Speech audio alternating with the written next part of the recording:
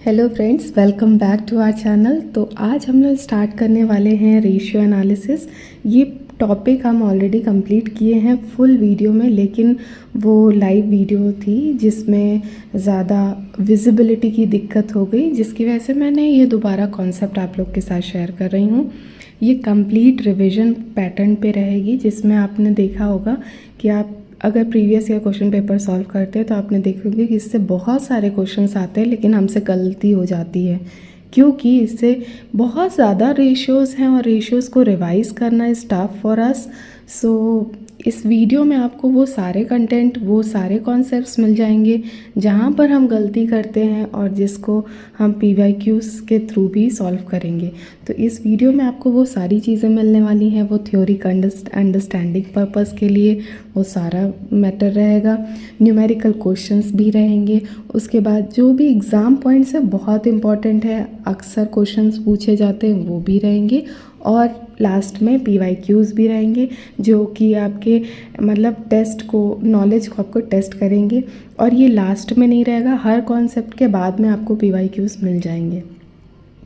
और ये आप अभी तुरंत जाइए और कमेंट बॉक्स में कमेंट करिए कि आप अभी कौन से एग्ज़ाम्स की प्रिपरेशन कर रहे हैं। अभी रिसेंटली CG सेट एग्ज़ाम्स आने वाले अक्टूबर में। ऐसे बहुत सारे जो स्टेट के सेट एग्ज़ाम्स आ रहे हैं उनके लिए मोस्ट इम्पॉर्टेंट टॉपिक है। UGC नेट के लिए बहुत इम्पॉर्टेंट टॉपिक है। जितने भी PGT कॉमर्स के स्टेट वाइज जितने भी PGT कॉमर्स के लेक्चरार वाले एग्ज़ाम्स आ रहे हैं कॉमर्स बेस्ड, ये मोस्ट इम्पॉर्टेंट टॉपिक रहेगा। और जितने भी असिस्टेंट प्रोफेसर वाले एग्ज़ाम्स भी आपको मिलेंगे, वो सारे एग्ज़ाम्स में आपको ये टॉपिक अक्सर देखने मिलेगा ही। तो चलिए विदाउट वेस्टिंग टाइम हम लोग इस वीडियो को स्टार्ट करते हैं समझना। So this is our first slide. So in this slide we are going to study what is ratio analysis. So पहले उसकी मीनिंग देखते हैं।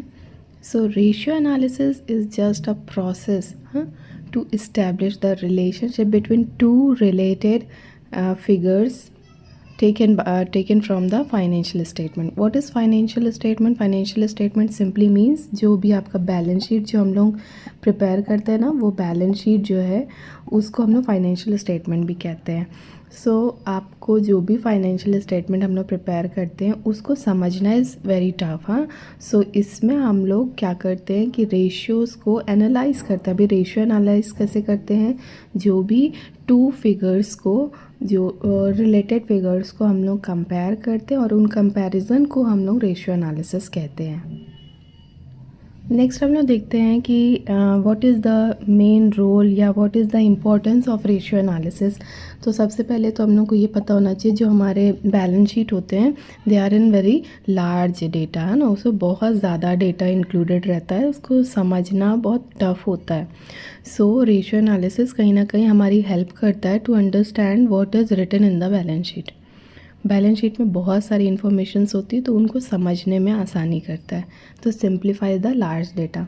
Next, it helps in comparison between, जो भी हम टू रिलेटेड गुड्स के बीच में कंपैरिजन करते हैं उसमें ये बहुत हेल्प करता है हमारा। नेक्स्ट, ये हमारे स्ट्रेंथ एंड वीकनेसेस को आइडेंटिफाई करने में हेल्प करती है। जैसे हमारे हर कंपनी में कुछ ना कुछ स्ट्रेंथ एंड वीकनेसेस होंगी, तो उसको रेशियो एनालिसिस के थ्रू हम लोग एनालाइज करेंगे, इंटरप्रेट करेंगे और फिर हम लोग डिसीजन में आएंगे कि हमें क्या चीज़ को स्ट्रॉन्ग करना है या किस चीज़ को वीक मतलब जिसको अवॉइड किया जा सकता है। ठीक है, so this is also helpful in strength and weaknesses.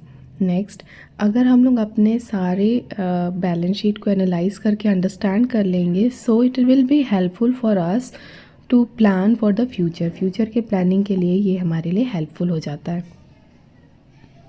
So this is all about what are the importance of ratio analysis. इन सबसे क्वेश्चंस आए हैं, आप बस वेट करिए, इसके बाद हम लोग वही क्वेश्चंस को सॉल्व करके देखते हैं। Next is what are the objectives of ratio analysis. तो सिंपली हम लोग को रेशियो एनालिसिस इसलिए करना है to find out the financial position of the company. Financial position simply means what is the profit, how much the profit, अगर loss है तो कितना लॉस है, तो फाइनेंशियल पोजीशन को फाइंड आउट करना है। Next is it is helpful in measuring the operating efficiency. Operating efficiency मतलब हम लोग कैसे ऑपरेट कर रहे हैं, जो हमारी एक्टिविटी रेशियोज़ के थ्रू हम लोग को समझ में आता है। ठीक है, हमारी लिक्विडिटी क्या रहेगी इस पर मेंशन नहीं है, बट इसको भी ऐड ऑन कर सकते हैं। व्हाट आर आर लिक्विडिटी, कि हम लोग अपने लाइबिलिटीज़ को कितने जल्दी पे ऑफ कर सकते हैं, सॉल्वेंसी। तो ये सारे जो हमारे ऑब्जेक्टिव्स हो जाते हैं। हमारी प्रॉफिटेबिलिटी क्या है, टू मेज़र द प्रॉफिटेबिलिटी, और ये सब के थ्रू हम लोग लास्ट में डिसीजन के लिए हमारे हेल्पफुल रहता है। So it is also helpful in decision making. तो ये सारे हमारे ऑब्जेक्टिव्स हो जाते हैं। सो याद रखिएगा, जो हमारे रेशियो एनालिसिस है किस लिए होता है, फाइनेंशियल स्टेटमेंट मतलब बैलेंस शीट को अंडरस्टैंड करने के लिए, उनको एनालाइज करने और इंटरप्रेट। देखिए, बैलेंस शीट में प्रॉफिट एंड लॉस निकालना ही हमारा मेन मोटिव नहीं है, उसको एनालाइज करना कि हम लोग हमारी लिक्विडिटी कितनी है, कि हम लोग कितनी जल्दी उसको पे ऑफ कर सकते हैं, कितना टाइम लगेगा, तो ये सब भी फाइंड आउट करना है ना। तो फाइनेंशियल स्टेटमेंट को अंडरस्टैंड करने के लिए हम लोग रेशियो एनालिसिस करते हैं, ताकि हम लोग ईजिली उसको एनालाइज कर सके, इंटरप्रेट कर सके, और फाइनली लास्ट में हम लोग एक डिसीज़न फाइंड आउट करें कि हमारे बिजनेस के लिए क्या चीज़ बहुत अच्छी होगी। तो चलिए अब इससे रिलेटेड MCQs सॉल्व करके देखते हैं। PYQs पहले आप सॉल्व करिएगा, फिर उसके बाद हम आपको उनके आंसर्स प्रिपेयर करके बताएंगे। So these are some questions. इस टॉपिक से रिलेटेड आपको ये कुछ क्वेश्चंस, प्रीवियस ईयर के क्वेश्चंस आपको देखने को मिल रहे हैं। इनको आप पॉज करके जल्दी से इनका आंसर्स आप क्रॉस चेक कर लीजिएगा, और मैं अब इनका आंसर्स बताने जा रही हूँ। So the first question is, ratio analysis is a technique of comparing two unrelated items, comparing two related items, comparing more than two unrelated items, and D, none of the above। तो इसका correct answer क्या होगा? इतने देर से हम लोग ये discuss कर रहे हैं कि two related items, so the correct option is B, comparing two related items। Second is, which of the following is not an objective of ratio analysis? Objective क्या नहीं है? To measure the profitability, to measure solvency, to measure the liquidity, to calculate the tax liability। So ये हम लोगों ने नहीं पढ़ा है, to calculate the tax liability. बाकी आपने प्रॉफिटेबिलिटी, सॉल्वेंसी एंड लिक्विडिटी, इसको हम लोग इसी के 4 टाइप्स जो हम लोग अभी पढ़ने वाले हैं उसको इसमें कवर किया जाएगा। Next, third is, which of the following is an main importance of the ratio analysis. तो what are the main importance? It helps in misstating the financial position। Second is, it helps in hiding the weaknesses, it helps in identifying strength and weaknesses, it helps in avoiding the comparisons। देखिए, आप अगर इनका answers नहीं भी पता होगा तो भी आप लोग गेस कर सकते हैं, क्योंकि बाकी सारे नेगेटिव स्टेटमेंट्स हैं। इट हेल्प्स इन मिस स्टेटिंग तो गलत लिखा है। नेक्स्ट, हाइडिंग द वीकनेस को हाइड करना is not the main motive of the ये इम्पोर्टेंस ऑफ है ना। सो नेक्स्ट, लास्ट है अवॉइडिंग द कंपैरिजन को अवॉइड करना इज़ नॉट गुड। सो हमारा आंसर सी ही होगा, it helps in identifying the strength and weaknesses. ये हम लोग ऑलरेडी पढ़ चुके, इंपॉर्टेंस में वही है। Next, fourth is, what are the ratio analysis help in which? Decision making, recording transactions, preparing trial balance, posting entries in the ledger। So the correct option is the A1, decision making। So ये कुछ questions के answers थे। आई hope आपको पसंद आ रहे होंगे। चलिए अब हम लोग इससे और डीपर कॉन्सेप्ट्स में उनको स्टडी करते हैं। सो इसमें हम लोग देखने वाले हैं ratio analysis and what are the classification of ratios। so there are 4 type of ratios we have already मतलब आप लोगों ने कहीं ना कहीं तो पढ़े होंगे कि ये 4 बेसिक मेन सब हेडिंग्स रहते हैं। First is the liquidity ratio, next is solvency ratio, profitability ratio and activity ratio.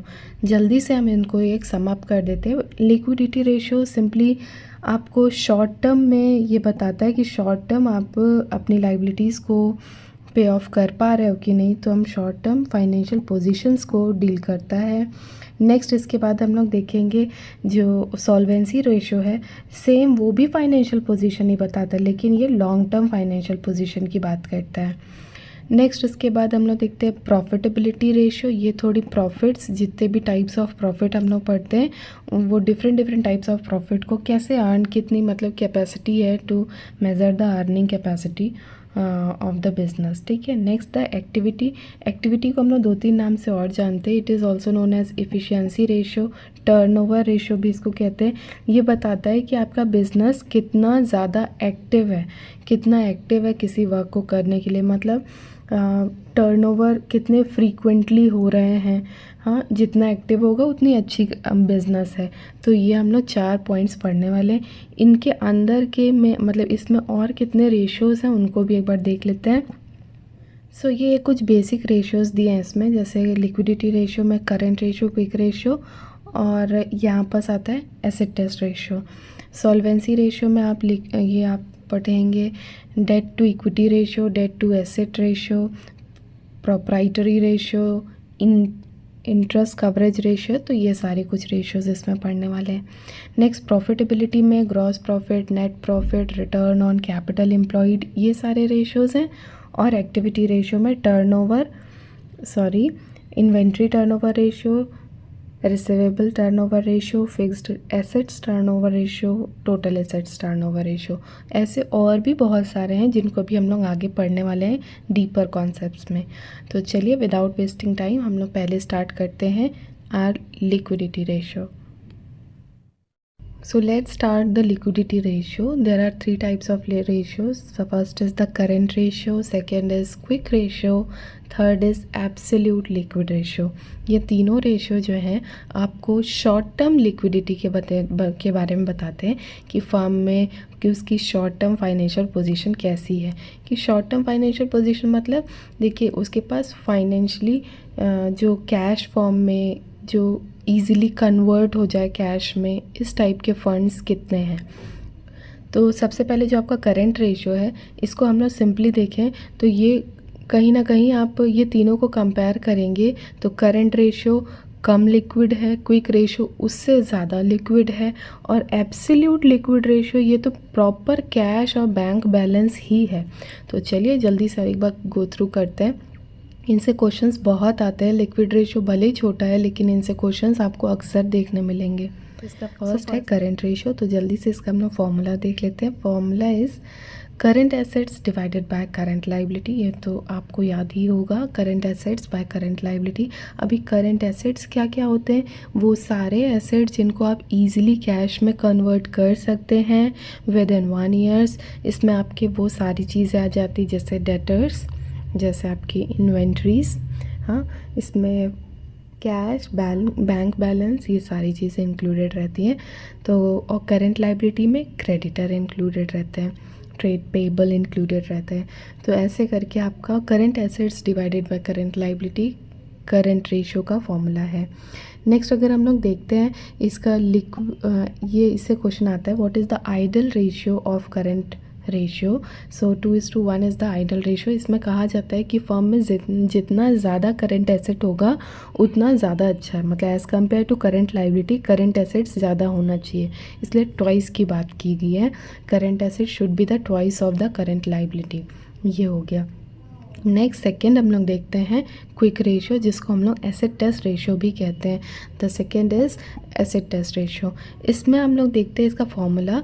तो quick assets divided by current liabilities. अभी आप लोग बोलेंगे what is the quick asset. तो क्विक एसेट सिंपली आपका करंट एसेट्स में से आप जब इन्वेंट्रीज़ को माइनस कर दिया जाता है तो हम लोगों के पास आ जाता है क्विक एसेट्स। अभी इन्वेंट्रीज़ मतलब जितने भी स्टॉक्स हैं, ठीक है, ये सबको माइनस कर देंगे तो हमारा क्विक एसेट्स आ जाता है। इससे क्वेश्चंस बहुत आते हैं, ठीक है, व्हाट इज़ क्विक एसेट्स। तो क्विक एसेट्स हमेशा याद रखिएगा।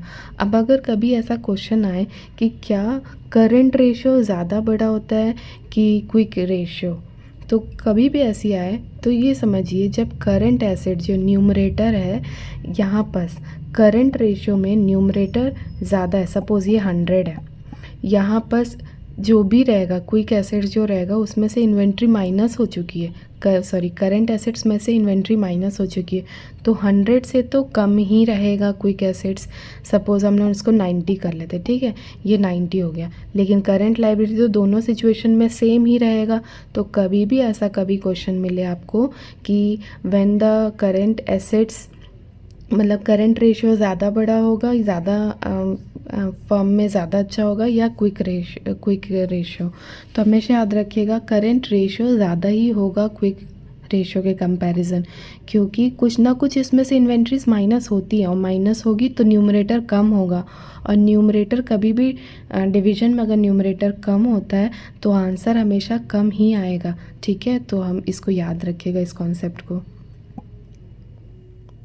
So next is absolute liquid ratio. अब ये एब्सोल्यूट लिक्विड रेशो सिंपली आपको याद रखना है कि ये एब्सोल्यूट है, मतलब एक्चुअल में ये कैश ही है, cash balance, bank balance, which is divided by current liabilities. जब इसको आप लोग डिवाइड करते हैं तो हमारा एब्सोल्यूट लिक्विड रेशो आता है। इसका आइडियल रेशो क्या हो जाएगा, 0.2:1, मतलब ये 20% कह सकते हैं, ठीक है। अच्छा, हम लोगों ने क्विक रेशो में भी आइडियल रेशो क्या था, इसका 1:1 था। याद रखिएगा, यहाँ पर कहा जाता है कि क्विक बराबर होना चाहिए करंट लाइबिलिटी के।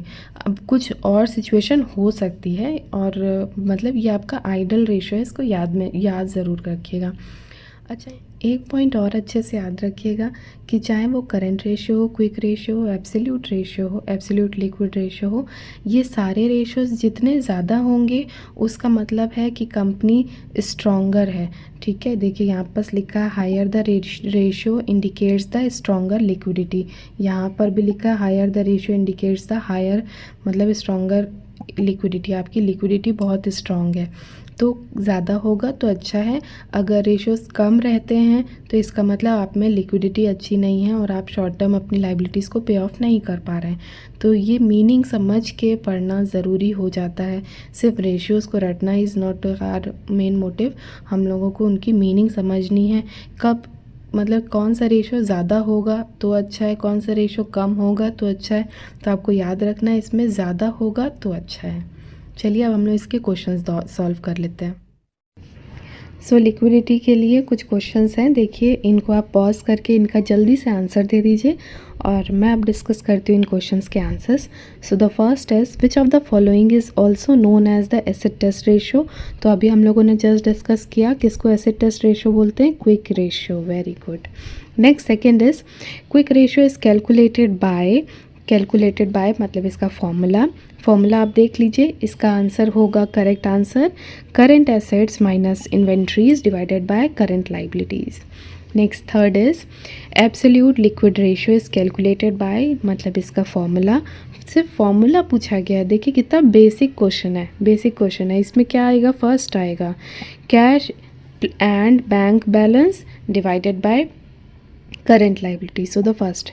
सो अभी नेक्स्ट देखते हैं हम लोग फोर्थ क्वेश्चन है आपका, from the following information calculate the absolute liquid ratio. Cash in hand 25,000, bank balance with bank 75,000, current liabilities 2 lakhs। तो अगर आप इसको दोनों को ऐड करेंगे, कैश एंड बैंक बैलेंस आ जाएगा 1 lakh डिवाइडेड बाय 20 lakhs। तो इसका आप सॉल्व करेंगे तो ये आएगा हमारा B option 0.50:1। Okay, next fifth is question number 5 है current ratio of the firm is 2.5:1 and liquid ratio is 1.5:1. The working capital is 60,000. What is the amount of current assets? अब याद रखिएगा आप वर्किंग कैपिटल का मतलब होता है current assets minus current liabilities. तो current assets minus current liabilities, तो हमारे पास करंट एसेट्स है 2.5, करंट लाइबिलिटीज़ है 1, तो इन दोनों का माइनस करेंगे, इट मीन्स 1.5 की वैल्यू है 60। इससे आप कंपेयर करके आप आराम से कैलकुलेट कर सकते हो और इसका करेक्ट आंसर बस बता दे रही हूँ, करेक्ट आंसर होगा 1 lakh सी 1 lakh रुपीज़, ठीक है। Next is sixth question is which item is excluded while calculating the quick ratio. Very easy. Quick ratio calculate करते वक्त हम लोगों को करंट एसेट्स में से क्या माइनस करना पड़ता है? So the C option is the correct, inventories को माइनस करते हैं। तो ये कुछ क्वेश्चंस थे, आई होप आपको समझ में आएंगे। चलिए हम लोग देखते हैं सॉल्वेंसी रेशियो को। चलिए हम लोग देखते हैं अभी solvency ratio. Solvency ratio simply meaning, जैसे इससे पहले हम लोगों ने लिक्विडिटी पढ़ा था, लिक्विडिटी आपकी डील करता है शॉर्ट टर्म ऑब्लिगेशंस को, वैसे ही सॉल्वेंसी जो है लॉन्ग टर्म ऑब्लिगेशंस को मीट आउट करने के लिए बनाया गया है। क्लियर। अब इसमें कुछ इंपॉर्टेंट रेशियोज़ हैं जिसको हम लोगों को गो थ्रू करना ही है। जैसे हम लोग देखते हैं, ये कुछ बहुत इम्पॉर्टेंट रेशियोज़ हैं सॉल्वेंसी के। सबसे पहले तो आपका आ जाएगा debt to equity ratio. Debt to equity ratio मतलब डिबेंचर्स की बात करता है, ये मोस्ट इम्पॉर्टेंट है। नेक्स्ट है प्रोप्राइटरी रेशियो, ये हमारे शेयर होल्डर्स मतलब इसको ओनर्स फंड की बात भी कहते हैं, ओनर्स रेशियो भी कहते हैं। नेक्स्ट है debt to total assets ratio, इसको भी देखेंगे। Next inventory coverage ratio, sorry interest coverage ratio. Next fifth is capital gearing ratio. ये कुछ 5 टाइप्स हैं, और भी बहुत सारी सॉल्वेंसी रेशियो होते हैं, लेकिन ये 5 से बहुत ज़्यादा क्वेश्चंस आते हैं। तो चलिए विदाउट वेस्टिंग टाइम हम लोग इसको कवर करते हैं। और ये भी ध्यान देना है हमें, क्योंकि हर रेशियो की मीनिंग समझनी है, और साथ ही साथ ये भी समझना है कि कौन सा रेशियो बिज़नेस के लिए अच्छा होता है। मतलब ज़्यादा होगा तो अच्छा है, कम होगा तो अच्छा है, तो इसको भी हमें समझना है। तो चलिए हम लोग पहले सारे रेशियोज़ को एक एक बार करके क्लियर करते हैं, फिर उसके बाद हम इसको समझाएंगे आपको। तो ये आपके 5 रेशियोज़ हैं जिनको हम लोग 1 बाय 1 कंपेयर करते हुए पढ़ेंगे, जिसको हम लोग बहुत इजीली बहुत जल्दी कंप्लीट कर लेंगे। सबसे पहली चीज़ तो आपको ये है कि आपको सारे का फॉर्मूला याद करना है। अभी फॉर्मूला कैसे याद करेंगे, हम उसका ट्रिक बताते जा रहे हैं। पहला है डेट टू इक्विटी रेशियो, इसमें आपको याद करने का कुछ है ही नहीं, नाम से ही समझ में आ रहा है। डेट ऊपर लिखा है मतलब debentures, long term debentures, total debentures को न्यूमरेटर में लिखेंगे, इक्विटी डिनोमिनेटर में लिखा जाएगा। इक्विटी को ही शेयर होल्डर्स फंड भी कहते हैं, हाँ, तो वो दोनों आ जाएगा। तो फॉर्मूला आई थिंक इसका समझ में आया होगा आपको। नेक्स्ट अगर हम लोग देखते हैं, एक एक करके पढ़ते हैं, ठीक है। डेट इक्विटी रेशियो को ही पहले समझते हैं। फॉर्मूला पहले ये समझ में आया। अभी डेट में क्या क्या चीज़ें इंक्लूडेड होती हैं, तो डेट में वो सारी चीज़ें आ जाएंगी जो लॉन्ग टर्म डेट्स की बात करता है, ठीक है। इसमें लॉन्ग टर्म डेट्स वो सारे इंक्लूडेड रहते हैं जो, और आपका शेयर होल्डर्स फंड में ये ओनर्स फंड के बेसिस पे रहता है। अब नेक्स्ट मोस्ट इम्पॉर्टेंट पॉइंट जो ये हम आपको बताने वाले हैं, इससे आपको अंडरस्टैंडिंग बहुत अच्छी हो जाएगी। कभी भी जब भी ऊपर डिबेंचर्स या डेट ऊपर रहता है, न्यूमरेटर की बात कर रहे हैं, तो इसका मतलब है कि बिज़नेस में हम लोग रिस्क को प्रेडिक्ट कर रहे हैं, रिस्क को बता रहे हैं। तो कभी भी न्यूमरेटर में डिबेंचर्स आपको मिल जाता है, इसका सिंपली मीनिंग है कि वो आपको मतलब ज़्यादा, वो रेशियो अगर जितना ज़्यादा होगा वो उतना रिस्की हो जाएगा बिज़नेस के लिए, उतना रिस्की बिज़नेस हो जाएगा। और इस टाइप के रेशियोज़ कभी भी जितना कम होंगे वो बिज़नेस के लिए गुड होगा, वो बहुत अच्छा हो जाएगा बिज़नेस के लिए। आई होप आपको समझ में होगा। कभी भी कोई भी रेशियो में आपको डिबेंचर्स ऊपर न्यूमरेटर में दिखता है, इसका सिंपली मीनिंग है वो रेशियो में अगर कोई आपसे पूछता है कि कब अच्छा होगा, तो आपको सिंपली ये बोलना है कि जितना कम होगा उतना अच्छा है। तो यहाँ पर आप लोग देख रहे होंगे हायर मतलब फाइनेंशियल रिस्क है, और लोअर जितना कम होगा उतनी स्टेबल है, मतलब जो आपकी कंपनी है उतनी स्टेबल है। इसका आइडियल रेशियो क्या हो जाएगा, 1:1 या इससे कम भी हो सकता है, उतना अच्छा है, ठीक है। आई होप ये समझ में आया होगा। चलिए अब हम लोग नेक्स्ट पॉइंट देखते हैं। Next is capital gearing ratio. Capital gearing ratio का फॉर्मूला होता है long term debt divided by share holders fund. इसको सिंपली हम लोग ये कह सकते हैं कि ये जो हमारा है ये दूसरा नाम है डेट इक्विटी रेशियो को हम लोग इस तरीके से भी बोलते हैं। तो it is also known as debt equity ratio. आप देख रहे होंगे फॉर्मूले में भी क्लियर है, न्यूमरेटर में आपका लॉन्ग टर्म डेट या टोटल डेट्स आ जाएगी divided by share holders fund. नाम बस अलग है तो हम लोग कंफ्यूज हो जाते हैं, लेकिन है सेम चीज़। और अभी हमने बताया था अगर न्यूमरेटर में डेट्स आपको दिख जाते हैं, इसका मतलब है बिज़नेस में वो रेशियो जितना कम होगा उतना अच्छा है। तो लोअर मतलब कि आपकी ग्रेटर सॉल्वेंसी है, मतलब आप बहुत अच्छे से उस बिज़नेस में डील कर सकते हैं लॉन्ग टर्म लाइबिलिटीज़ को। और अगर जितना ज़्यादा ये रेशियो होगा उतना रिस्की हो जाएगा बिजनेस के लिए, क्योंकि डिबेंचर्स लोन बहुत ज़्यादा हैं। ठीक है, आई होप समझ में आ रहा होगा। नेक्स्ट है debt to asset ratio. Debt to asset ratio मतलब इसमें आपको याद करने की ज़रूरत ही नहीं फॉर्मूला, ये भी एकदम इजी है। न्यूमरेटर में डेट रहेगा मतलब टोटल डेट्स, डिनोमिनेटर में रहेगा टोटल एसेट्स।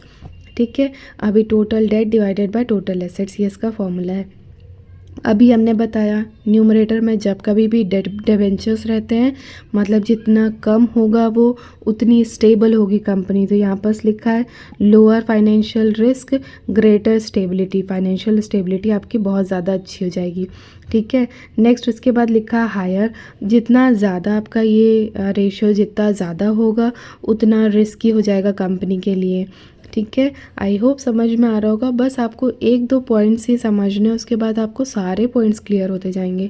इसी को हम लोग फाइनेंशियल लिवरेज रेशियो भी कहते हैं। ठीक है, डेट टू एसेट रेशियो को हम लोग फाइनेंशियल लिवरेज रेशियो भी कहते हैं। नेक्स्ट हम लोग देखते हैं प्रोप्राइटरी रेशियो। अभी proprietary ratio simply means sole proprietor आपने पहले पढ़ा है। सोल प्रोप्राइटर क्या होता है? सिंगल ओनर, सिंगल ओनर है ना, तो ये ओनरशिप रेशियो, इसको हम लोग ओनरशिप रेशियो भी कहते हैं। अभी ओनर कौन होता है कंपनी के? शेयर होल्डर्स रहते हैं। तो हमेशा याद रखिएगा इसका फॉर्मूला क्या होगा, share holders fund account, sorry share holders fund numerator में रहेगा divided by total assets. Total assets जो हमारा बैलेंस शीट में जो लास्ट में जो टोटल एसेट्स रहता है उसको कंपेयर कर रहे हैं शेयर होल्डर्स फंड मतलब ओनर की कैपिटल से। ठीक है, फॉर्मूला याद करने की कोशिश करिए समझ के। प्रोप्राइटरी का मतलब सोल प्रोप्राइटर, सोल प्रोप्राइटर मतलब ओनर, ओनर कौन होता है? शेयर होल्डर्स फंड, तो share holders fund divided by total assets. ठीक है, अब यहाँ पर शेयर होल्डर फंड न्यूमरेटर में है तो इसका सिंपली मीनिंग है जितना ज़्यादा होगा ये शेयर मतलब जितना ज़्यादा ये रेशियो होगा उतना अच्छा है कंपनी के लिए। तो इसमें देखिए लिखा है हायर मतलब फाइनेंशियल स्टेबिलिटी आपकी बहुत स्ट्रांग है, और जितना कम होगा उतनी रिस्की है कंपनी। आई होप समझ में आ रहा होगा। यहाँ पर डिवेंचर ऊपर नहीं है, न्यूमरेटर में डिवेंचर नहीं है, तो यहाँ पर फॉर्मूला एकदम अलग हो जाएगा। यहाँ पर तो शेयर होल्डर्स फंड है तो शेयर होल्डर्स फंड रहेगा, तो जितना ज़्यादा ये रेशियो होगा उतनी स्टेबल होगी कंपनी, जितना कम रहेगा उतनी रिस्की कंपनी होती है। Next is interest coverage ratio. Interest coverage ratio simply meaning कि आप अपने इंटरेस्ट को कैसे कवर कर रहे हैं, आपके पास क्या इतने फंड हैं कि आप अपने इंटरेस्ट को पे ऑफ कर सके। इंटरेस्ट कहाँ से मिलता है? जहाँ से हम लोग लॉन्ग टर्म लोन पेमेंट कर मतलब लोन रिसीव करते हैं तो लोन के अगेंस्ट हम लोग को इंटरेस्ट पेमेंट करना पड़ता है, चाहे वो डिबेंचर्स हो किसी भी फॉर्म में हो। ठीक है, हम लोग लोन के अगेंस्ट हम लोग को इंटरेस्ट पेमेंट करना होगा, तो इसको हम लोग दो तीन और नेम से जानते हैं। इंटरेस्ट पेइंग एबिलिटी रेशियो मतलब आपकी इंटरेस्ट को पे करने की मतलब फिक्स्ड इंटरेस्ट को पे करने की कितनी एबिलिटी है उस फर्म में, या इंटरेस्ट कवरेज रेशियो। ठीक है फाइन, इसकी हम लोग देख लेते हैं फॉर्मूला। तो EBIT simply meaning profit before interest and taxes. Profit before interest and taxes का सिंपली मीनिंग क्या हो गया? देखिए कभी भी इंटरेस्ट को कैलकुलेशन जो रहता है, देखिए प्रॉफिट बहुत सारे होते हैं। प्रॉफिट आफ्टर टैक्स होता है, प्रॉफिट बिफोर टैक्स होता है, profit before interest and taxes. तो ये वाला जो रहेगा ना, ये वो वाला प्रॉफिट है जिसमें हम लोग इंटरेस्ट और टैक्स माइनस करने से पहले का प्रॉफिट मतलब जो एक्चुअल प्रॉफिट है। ठीक है, तो जो फर्म का जो EBIT है उसको डिवाइड करेंगे, जो भी हमारे इंटरेस्ट जो लॉन्ग टर्म डिबेंचर्स जो लॉन्ग टर्म लोन्स हमने लिए हैं उनके जितने इंटरेस्ट हम लोग को हर बार देने पड़ते हैं उनको डिवाइड करना है। तो प्रॉफिट डिवाइडेड बाय इंटरेस्ट। ठीक है, ये इसका फॉर्मूला है। अब यहाँ पर भी याद रखिएगा जितना ज़्यादा ये रेशियो होगा उतना जल्दी आप अपने इंटरेस्ट को पेमेंट कर सकते हैं, तो ये गुड होगा। तो यहाँ पर लिखा है बेटर एबिलिटी टू पे the interest, strong solvency position. मतलब सिंपली ये रेशियो भी जितना ज़्यादा होगा उतना बिजनेस के लिए अच्छा है, और जितना कम होगा उतना उस बिजनेस का मतलब थोड़ा रिस्की हो जाता है कि वो अपने लाइबिलिटीज़ को इंटरेस्ट को पेमेंट नहीं कर पा रही है।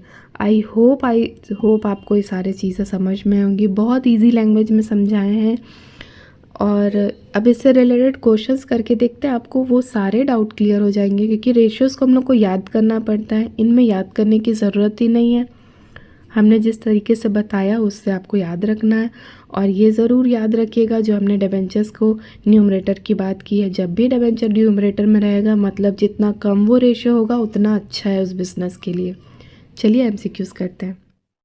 सो ये कुछ क्वेश्चंस हैं सॉल्वेंसी रेशो के, आप इनको तुरंत पॉज करिए और इनका आंसर्स आप फाइंड आउट करिए। चलिए अब मैं आंसर्स सबको बताती जाती हूँ। सो फर्स्ट क्वेश्चन है, which of the following ratio is also known as financial leverage ratio. तो इसका ऑप्शन आप देख सकते हैं, इसको अभी हम लोग पढ़ के आए हैं, तो इसका करेक्ट ऑप्शन रहेगा C, debt to total assets ratio. So the second question है आपका, capital gearing is calculated by. Capital gearing ratio is also known as debt to equity ratio. So इसका फॉर्मूला हो जाएगा B, long term debt divided by share holders fund. Fine. Third question है आपका, a higher debt to equity ratio indicates. Higher debt to equity ratio indicates, simply इसमें हम लोगों ने अभी पढ़ा, जब कभी भी न्यूमरेटर में डिबेंचर्स रहते हैं, कभी भी न्यूमरेटर में डिबेंचर्स रहते हैं, तो इसका सिंपली मीनिंग है कि वो जितना ज़्यादा होगा उतना ज़्यादा रिस्की हो जाएगी company. So higher financial risk. और अगर जितना कम होगा उतना क्या होगा, वो स्टेबल है कंपनी। नेक्स्ट हम लोग फोर्थ पॉइंट देखते हैं। फोर्थ आ जाएगा आपका, विच ratio shows the proportion of owner's fund in the total assets of the following business. ये आपका फॉर्मूला ऊपर दिया है, आपसे पूछ रहा है ये किसका रेशियो है, तो इसका करेक्ट आंसर क्या होगा, yes B, proprietary ratio will be the correct answer. Next fifth is, which of the following is also known as debt to net worth ratio. इसका करेक्ट ऑप्शन हो जाएगा, करेक्ट आंसर हो जाएगा capital gearing ratio. Next sixth is, a company has EBIT of 10 lakhs and interest on long term debts is 2 lakhs। So interest coverage ratio, इसका formula I think आपको याद होगा, profit मतलब EBIT divided by interest on long term date, इसको divide कर देंगे तो आपका करेक्ट आंसर सी हो जाएगा 5:1। तो आई होप आपको ये सारे क्वेश्चन समझ में आए होंगे। चलिए एक दो और रेशियोज़ बचे, उनको भी जल्दी से कवर करते हैं। सो ये हम लोग कुछ important 7 types of activity ratios को कंप्लीट करते हैं, और ये इनसे ज़्यादा क्वेश्चन आ ही नहीं सकते, तो इससे ज़्यादा एक भी क्वेश्चन नहीं आएगा, तो जल्दी से इनको कवर करते हैं विदाउट वेस्टिंग टाइम। तो चलिए सबसे पहले आपका इन्वेंट्री टर्नओवर रेशियो। अभी इन्वेंट्री टर्नओवर रेशियो का सिंपली मीनिंग क्या होता है, इन्वेंट्री की बात करें, इन्वेंट्री का मतलब होता है जो आपके स्टॉक्स की बात करते हैं, ठीक है, तो वो सारे उनका टर्नओवर। अच्छा हाँ, एक्टिविटी रेशियो को हम लोग 2 नाम से और जानते हैं, इसको हम लोग इफ़िशियंसी रेशियो और टर्नओवर रेशियो भी कहते हैं। अभी इन्वेंट्री टर्नओवर रेशियो का सिंपली मीनिंग होता है कि कितना ज़्यादा उस बिज़नेस कितना ज़्यादा एक्टिव है, कि वो उसके बिज़नेस में कितना जल्दी जल्दी वर्क होता है। तो इन्वेंट्री टर्नओवर रेशियो जितना ज़्यादा होगा उतना बिज़नेस के लिए अच्छा है, मतलब आपके यहाँ काम बहुत ज़्यादा हो रहा है, बहुत स्पीड में इन्वेंट्रीज़ खर्च हो रहे हैं ताकि आप नए इन्वेंट्रीज़ को बुलाते जा रहे हो, ये इसका मेन मीनिंग हुआ। अभी इन्वेंट्री टर्नओवर रेशियो का फॉर्मूला हम लोग को देखना है। फॉर्मूला क्या है, cost of goods sold divided by average inventories. Cost of goods sold क्यों होगा, क्योंकि याद रखिएगा इन्वेंट्रीज अभी मार्केट में सेल नहीं हुई है। अगर मार्केट में सेल हो जाती तो यहाँ पर सेल्स आता, लेकिन अगर मार्केट में सेल्स नहीं हुआ है तो अभी कॉस्ट ऑफ गुड्स सोल्ड आएगा, क्योंकि इन्वेंट्रीज रॉ मटेरियल है, divided by average inventories. Fine, ये इसका फॉर्मूला है। और अभी हमने बताया जितना ज़्यादा होगा उतना बिज़नेस के लिए अच्छा है, एज़ हाई एज़ पॉसिबल, जितना ज़्यादा होगा उतना अच्छा है, फास्ट मूविंग कहलाता है ये, ठीक है। यहाँ पर लिखा है हायर रेशियो मतलब फास्ट मूविंग, लोअर रेशियो मतलब स्लो मूविंग। नेक्स्ट हम लोग देखते हैं डेटर्स टर्नओवर रेशियो। अभी डेटर्स टर्नओवर रेशियो का मतलब है कितनी जल्दी डेटर्स से पैसे हमारे पास, डेटर्स का मतलब क्या होता है, डेटर्स मतलब जिनको हम लोगों को फ्यूचर में हमें पैसे मिलने वाले हैं, जिनसे मतलब वो हमारे एसेट्स हैं। तो क्लियर है। तो अब इसका फॉर्मूला क्या हो जाता है कि देखिए इसमें हम लोगों ने जब कभी किसी को क्रेडिट पे सेल किया होगा तो वहाँ से हमारे डेटर्स क्रिएट होते हैं। तो हमेशा याद रखिएगा इसका फॉर्मूला में नेट क्रेडिट सेल्स रहता है, सेल्स के भी नेट क्रेडिट सेल्स, जिसको हमने क्रेडिट में मार्केट में सेल किया होगा वहाँ से। तो net credit sales divided by average debtors, ये इसका फॉर्मूला है। अब इसका भी सिंपली यही मीनिंग होता है, जितना जल्दी पैसे हमारे पास आएंगे उतना अच्छा है उस बिज़नेस के लिए। तो एज़ हाई एज़ पॉसिबल, जितना ज़्यादा ये रेशियो होगा उतना अच्छा है उस बिज़नेस के लिए। तो हायर रेशियो मतलब क्विक कलेक्शन ऑफ रिसीवेबल, मतलब हमारे जो डेटर्स हैं उनसे पैसे बहुत जल्दी हमें रिसीव हो जाते हैं।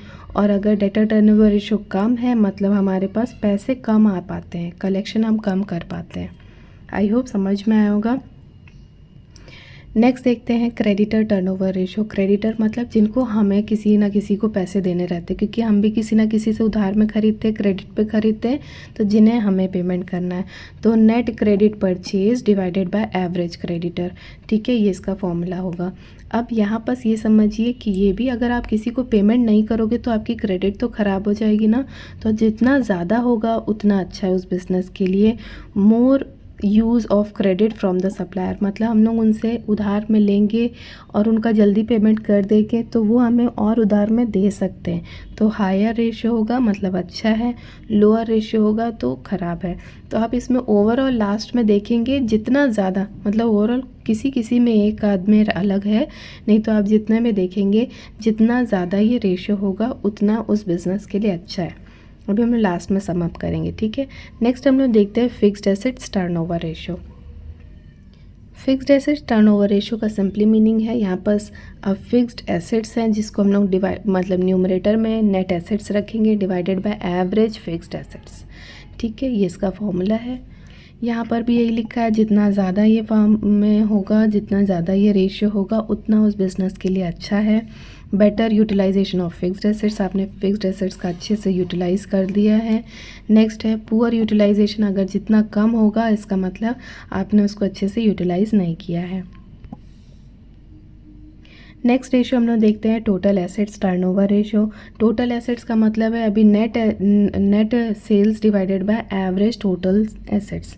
अब इसमें हम लोग देखते हैं कि ये भी सेम वही बता रहा है कि हायर होगा इसका मतलब फर्म के लिए अच्छा है, better utilization of total assets, और अगर ये रेशियो जितना कम होगा वो poor utilization of total assets.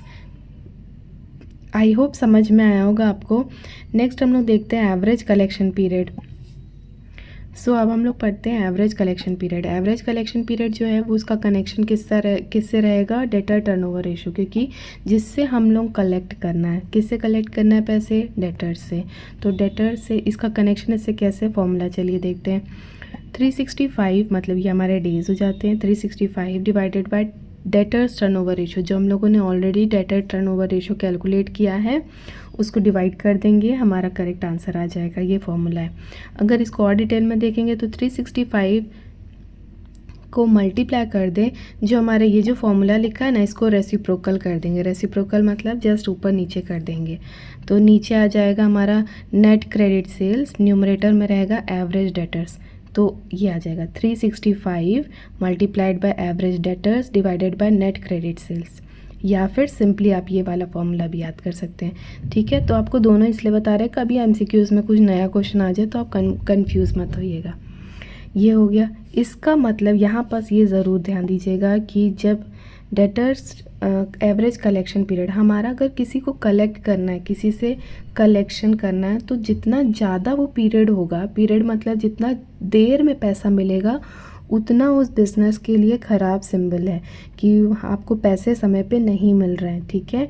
So as low as possible, जितना एवरेज कलेक्शन पीरियड कम होगा उस बिज़नेस के लिए वो उतना अच्छी बात है। तो सिर्फ इसको छोड़ करके बाकी आपको सारे में हायर इज़ गुड मिलेगा। नेक्स्ट देखते हैं हम लोग average payable period. Average payable period मतलब जिसको हम लोग को किसी को पेमेंट करना है, तो इसमें इसका कनेक्शन किससे है, ये क्रेडिटर टर्नओवर रेशियो से। इसमें आ जाएगा 365 divided by credit turnover ratio, creditor turnover ratio. इसी को हम लोग और कैसे लिख सकते हैं, ये जो फॉर्मूला है ना इसी का रेसिप्रोकल कर देंगे। तो क्या लिखेंगे, 365 multiplied by average creditors divided by net credit purchase. ठीक है, ये आपका फॉर्मूला हो जाएगा। और इसमें भी हमें ये याद रखना है कि एवरेज पेबल पीरियड, जब हम लोग किसी को पेमेंट करना है अगर वो थोड़ा डिले भी हो जाता है तो it is good for the company. So higher मतलब अगर ये पीरियड जो है एवरेज पेबल पीरियड ज़्यादा होगा तो बिज़नेस के लिए अच्छा है। ठीक है, तो हम अब कंक्लूजन क्या निकाल सकते हैं कि सारे रेशियोज़ में हम लोगों ने देखा जितना ज़्यादा होगा it is good for the company, और जितना कम होगा वो बिज़नेस के लिए अच्छा नहीं है। ठीक है, बैड है। ठीक है, नेक्स्ट, अगर सिर्फ इसको छोड़ करके बाकी सब में यही एप्लीकेबल होता है। ठीक, याद रखिएगा। चलिए इसके एमसीक्यूज़ करते हैं। सो ये कुछ एक्टिविटी रेशियो के PYQs हैं, तो चलिए इनको गो थ्रू करते हैं। सो इसको आप पॉज कर लीजिए और इनका आंसर्स आप खुद फाइंड आउट करिए। चलिए मैं इनका आंसर्स बताती हूँ। सो first question is the efficiency ratio is, यहाँ पर आपको बहुत सारे रेशियोज़ दिख रहे हैं, लेकिन हमेशा याद रखिएगा एवरेज कलेक्शन पीरियड हमने पढ़ाया ज़रूर, लेकिन ये इफ़िशियंसी रेशियो मतलब जिसमें लास्ट में टर्नओवर लिखा रहता है वो इफ़िशियंसी रेशियो रहता है। हमने बताया efficiency ratio is also known as activity ratio और टर्नओवर रेशियो। तो जहाँ कभी भी आपको लास्ट में टर्नओवर दिख रहा है मतलब वो आ जाएगा इफ़िशियंसी रेशियो। तो इसका करेक्ट आंसर क्या हो जाएगा, C option, inventory turnover ratio and debtors turnover ratio. Second question, from the following information calculate the stock turnover ratio. Stock turnover ratio मतलब इन्वेंट्री टर्नओवर रेशियो। फॉर्मूला क्या था, cost of goods sold divided by average inventories. इन दोनों को आप divide करेंगे तो आपका करेक्ट आंसर आएगा सी, 5 टाइम्स। इसका आंसर्स जो है ना वो टाइम्स में आता है, रेशियो के फॉर्म में नहीं आता है, याद रखिएगा ये। Next third question is from the following information calculate the stock turnover ratio. इसमें भी आप डिवाइड करेंगे 8 लाख को 5 लाख से, तो आंसर आएगा 8 times C. Next fourth question is debtors turnover ratio is calculated by, मतलब इसका फॉर्मूला पूछ रहा है, तो हमेशा याद रखिएगा डेटर्स टर्नओवर रेशियो इसका फर्स्ट आंसर रहेगा, मतलब net credit sales divided by average debtors. Fifth question है creditor turnover ratio is calculated by, हमेशा याद रखिएगा इसमें क्या आता है, नेट क्रेडिट परचेज, अभी net credit purchase divided by average debtor, मतलब फर्स्ट ऑप्शन। सिक्स लिखा है which of the following is a turnover ratio, इनमें से कौन सा टर्नओवर रेशियो है। तो पहला तो आपका प्रॉफिटेबिलिटी रेशियो है, सेकंड भी प्रॉफिटेबिलिटी रेशियो है, सी जो आपका ऑप्शन है टोटल एसेट्स टर्नओवर रेशियो, ये आपका आ जाएगा टर्नओवर रेशियो, और जो करंट रेशियो है ये आपका लिक्विडिटी रेशियो है। सो आई होप आपको ये क्वेश्चंस बहुत आपके सारे सही हुए होंगे। चलिए लास्ट बस बचा है प्रॉफिटेबिलिटी रेशियो, उनको भी करके देख लेते हैं। सो ये लास्ट स्लाइड है, इसमें प्रॉफिटेबिलिटी रेशियो को हम लोग मेन इंपॉर्टेंट रेशियोज़ को कवर करेंगे। सो पहले हम लोगों को देखना है ग्रॉस प्रॉफिट रेशियो।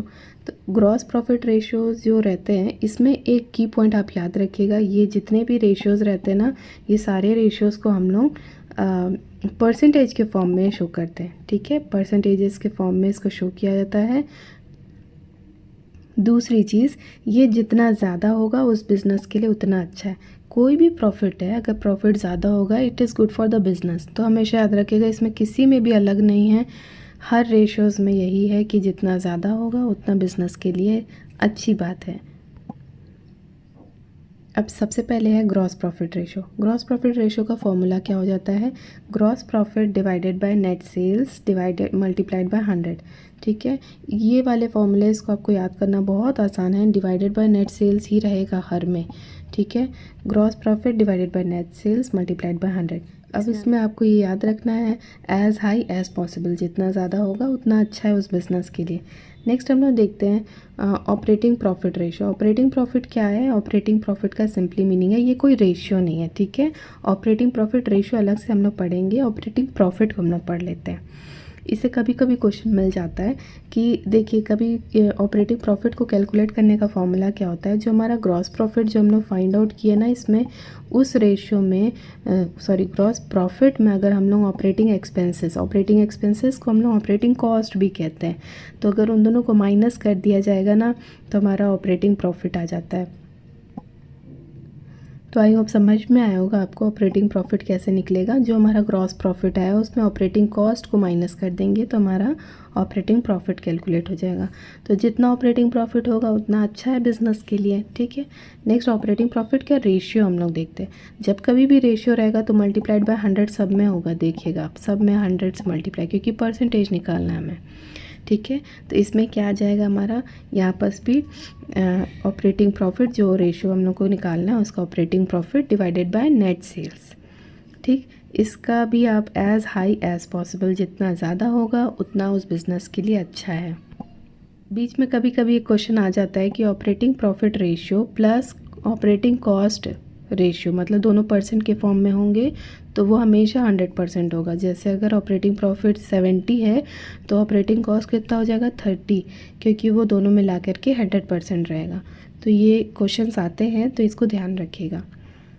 नेक्स्ट है net profit ratio. Net profit ratio का सिंपली मीनिंग नेट प्रॉफिट मतलब profit after tax divided by net sales multiplied by 100।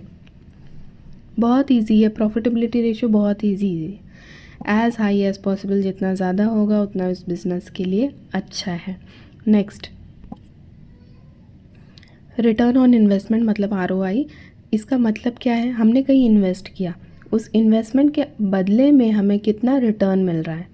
तो जितना ज़्यादा रिटर्न मिलेगा उतना उस बिज़नेस के लिए अच्छा है। तो एज़ हाई एज़ पॉसिबल ये क्लियर है। इसको निकाला कैसे जाएगा, जितना हमारा प्रॉफिट हुआ, कहीं हमने इन्वेस्ट किया था, सपोज़ हमने 1 लाख रुपीज़ इन्वेस्ट किए, वहाँ से कितना प्रॉफिट अर्न हो रहा है, तो net profit divided by total investment जितना हमने इन्वेस्ट किया इंटू 100, ये हमारा आ जाएगा ROI। Next return on equity. Equity में रिटर्न कितना हो रहा है, तो इसमें हम लोग को पहले उसमें डिनोमिनेटर में टोटल इन्वेस्टमेंट किए थे, क्योंकि इन्वेस्टमेंट पे कितना रिटर्न हो रहा है। यहाँ पर हम लोग को डिनोमिनेटर में शेयर होल्डर्स फंड लिखना है, क्योंकि इक्विटी क्या होता है, शेयर होल्डर्स फंड होता है। तो हमने जितना इक्विटी लगाई उसमें से कितना रिटर्न मिल रहा है। तो इसका फॉर्मूला है एज़ हाई एज़ पॉसिबल, जितना ज़्यादा होगा उस बिज़नेस के लिए उतना अच्छा है। Next last is EPS। EPS मतलब अर्निंग पर शेयर, एक शेयर पर कितना अर्न हो रहा है। तो इसमें ये परसेंट में नहीं लिखा है, ये रेशियो में नहीं लिखा है, तो ये कभी भी मल्टीप्लाइड बाय 100 नहीं रहता है। इसमें क्या रहेगा, कितना हमें प्रॉफिट हुआ, कितना अर्न हुआ, और divided by number of equity shares. जितने भी आपकी कंपनी में जितने भी इक्विटी शेयर्स होंगे नंबर, उसको डिवाइड कर देंगे तो आपका EPS आ जाएगा, ठीक है। तो इसमें भी है, जितना EPS हाई रहेगा उस बिज़नेस के लिए उतनी अच्छी चीज़ है कि आपके जो इक्विटी शेयर होल्डर्स हैं उनको ज़्यादा पैसे मिल रहे हैं। ऐसे ही DPS भी रहता है, डिविडेंड पर शेयर, ठीक है। तो डिविडेंड पर शेयर मतलब एक शेयर के पीछे उनको कितना डिविडेंड मिल रहा है, उसमें भी सेम यही फॉर्मूला है, ठीक है, कुछ अलग नहीं है, सेम है। तो आई होप समझ में आया होगा। इसमें जितना ज़्यादा, इन सभी रेशियोज़ में जितना ज़्यादा होगा उस बिज़नेस के लिए उतना अच्छा है। चलिए MCQs करके देखते हैं। ये कुछ क्वेश्चंस है प्रॉफिटेबिलिटी रेशियो को, आप इनको पॉज करिए और इनका आंसर्स आप फाइंड आउट करिए। अब मैं आंसर्स बताती हूँ। Question number 1, which of the following is computed as express the net profit as percentage of net sales. तो इसका फॉर्मूला पूछा है, तो इसका C ऑप्शन करेक्ट रहेगा, net profit ratio. Next second operating ratio. Operating ratio का formula पूछा है, तो इसका करेक्ट आंसर रहेगा operating cost divided by net sales multiplied by 100, ठीक है। Next C, if operating ratio is 75%, operating ratio को मतलब ऑपरेटिंग कॉस्ट की बात करता है, ठीक है। Operating ratio is 75%, then operating profit ratio will be, तो अभी हमने बताया कि आपका जो ऑपरेटिंग प्रॉफिट रहता है वो operating profit ratio plus operating cost equals to 100%, ठीक है। यहाँ पर वही लिखा है, अगर ये 75 है मतलब आपका ऑपरेटिंग कॉस्ट या ऑपरेटिंग रेशियो 75 है और आपका 100% रहता है, तो ऑपरेटिंग प्रॉफिट कितना आएगा। इसका करेक्ट आंसर रहेगा A 25%, ठीक है। Next fourth, which ratio shows the profit earn on total investment in the business. तो इसका करेक्ट ऑप्शन क्या रहेगा, total investment in the business, C option return on investment. Fifth question है, gross profit is equals to 2,40,000, net sales लिखा है 2,12 lakhs, operating expenses 1,40,000, calculate the operating profit ratio. तो यहाँ पर आपको क्या करना है, हम लोगों ने ग्रॉस प्रॉफिट में से पहले ऑपरेटिंग एक्सपेंसेस को माइनस किया तो 1 लाख आएगा। 1 लाख डिवाइडेड बाय 12 लैक्स करेंगे क्योंकि डिवाइडेड बाय नेट सेल्स रहता है, डिवाइड करेंगे मल्टीप्लाइड बाय 100 करेंगे तो आपका करेक्ट आंसर आ जाएगा, पॉइंट में आएगा A option 8.33%। Next 6th question, net profit आपका 1,50,000 है, टोटल एसेट्स दिया है 6 लैक्स, इंटरेस्ट दिया है 30,000, टैक्स दिया है 20,000, तो आपको नेट प्रॉफिट रेशियो निकालना है। नेट प्रॉफिट रेशियो जो आपका रहेगा इसका करेक्ट आंसर, इसमें आप जो 1,50,000 दिया है उसको डिवाइड कर देंगे टोटल इन्वेस्टमेंट मतलब 6 लाख से, नेट सेल्स दिया रहना चाहिए, अभी नेट सेल्स नहीं दिया तो टोटल इन्वेस्टमेंट को हम लोग डिवाइड कर देंगे मल्टीप्लाइड बाय 100, तो हमारा करेक्ट आंसर आ जाएगा B option 25%। So I hope आपको ये सारे क्वेश्चंस समझ में आएंगे। कुछ डिफरेंट क्वेश्चंस भी हैं जो डिफरेंट एग्ज़ाम्स में भी आए हैं, वो क्वेश्चन थोड़े हार्ड हो जाते हैं क्योंकि ये थोड़ा नाबार्ड और इन सब में आए हैं, लेकिन ज़्यादातर यूजीसी नेट के क्वेश्चंस बेसिक ही रहते हैं, आप देख रहे हैं। सो आई होप आपने इस वीडियो को लाइक किया होगा। एक सिंगल वीडियो में आपका पूरा रेशियो एनालिसिस कंप्लीट होता है। ये सारे क्वेश्चंस आपको, ये सारा जो टॉपिक है ये आपको कहीं ना कहीं इम्पॉर्टेंट हो जाएगा। कोई भी सेट एग्ज़ाम्स यानी स्टेट सेट एग्ज़ाम्स के लिए, यूजीसी नेट की प्रिपरेशन कर रहे हैं उसके लिए भी, अगर कॉमर्स की पीजीटी की तैयारी कर रहे हैं या असिस्टेंट प्रोफेसर कॉमर्स की तैयारी कर रहे हैं तो भी आपके लिए ये टॉपिक बहुत इम्पॉर्टेंट है। एक सिंगल वीडियो में आप PYQs भी देख लेते हैं और क्वेश्चंस की प्रैक्टिस भी कर रहे हैं, साथ साथ आप थ्योरी भी पढ़ लिए। आई होप आपको समझ में आया होगा। अब आप नेक्स्ट कौन सा टफ़ टॉपिक आप देखते हैं उनको, उसका आप कमेंट बॉक्स में उसका रिप्लाई कीजिए, उसके बाद हम उसका कंप्लीट रिवीजन ला करके आपके साथ प्रेजेंट करते हैं। तब तक के लिए थैंक यू सो मच।